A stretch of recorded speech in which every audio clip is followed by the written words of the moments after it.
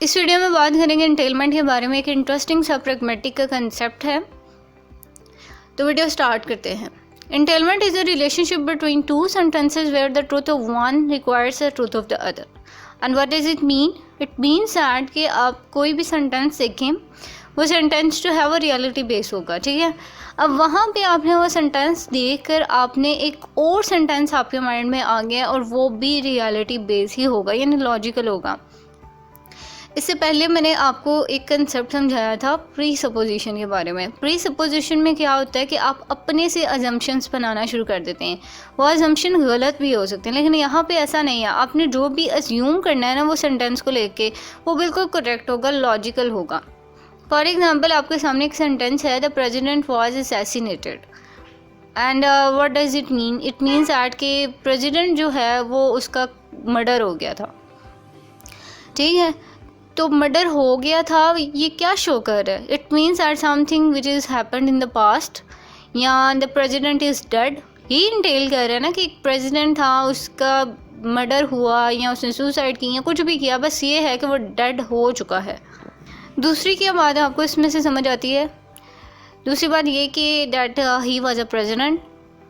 और इन दोनों में कोई मतलब आपको एम्बिग्युइटी तो नहीं नज़र आ रही ना कि इसमें प्रेसिडेंट नहीं था, क्योंकि ये सेंटेंस जो है वो रियलिटी शो कर रहा है कि ये चीज़ जो थी वो है सो है, यानी वो डेड हो गया सो हो गया।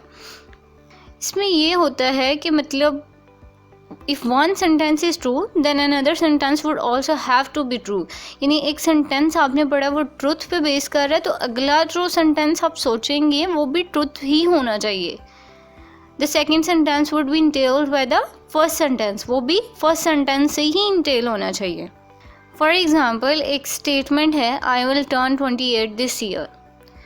So ये statement जो है क्या entail कर रही है? It means that I'm currently living, यानी मैं present हूँ, मैं ज़िंदा हूँ, तो मैं मतलब अगले की बात की, फ्यूचर की प्रोडिक्शन कर रही हूँ ना।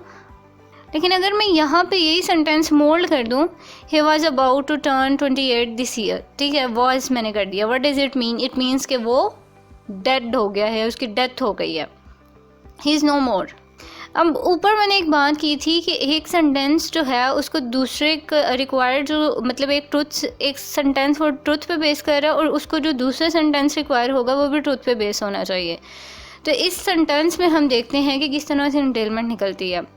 Entailment present here is that because the truth of A requires the truth of B. For example, if I'm not currently living, then I cannot age, ठीक है, and therefore I will not turn 28 this year. मतलब अगर मेरी as जो है वही मतलब अगर मैं ज़िंदा ही नहीं हूँ तो मैं किस तरह से मेरी एज जो है वो 28 हो जाएगी? तो ये इस तरह की एंटेलमेंट्स होती हैं जो लॉजिक्स पे बेस कर रही होती हैं।